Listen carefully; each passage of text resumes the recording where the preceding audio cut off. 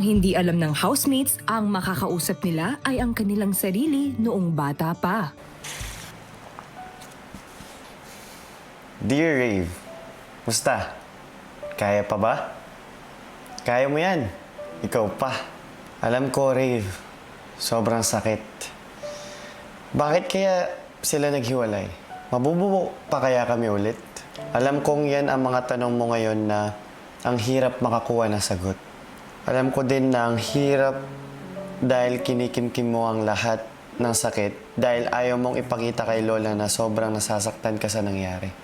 Dahil alam kong mahal na mahal mo si Lola. Gusto kong malaman mo na proud ako sa'yo. Dahil kahit ganun ang nangyari, never ka nagtanim ng sama ng loob. Lalong-lalo na kay Mama. Pansin mo, hinahanap-hanap mo pa din siya. Kahit hindi ka sigurado kung hinahanap-hanap ka din ba niya.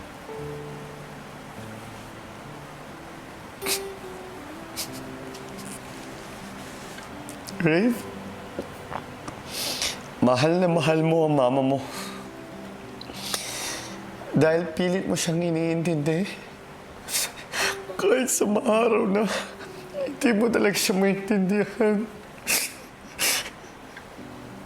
Gusto ko ipaalam sa'yo na magiging ayos din ang lahat.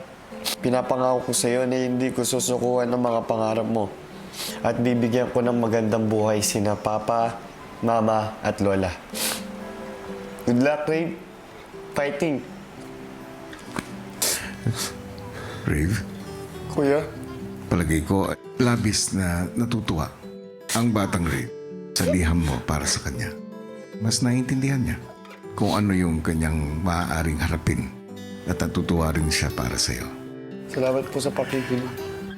You good? Good job.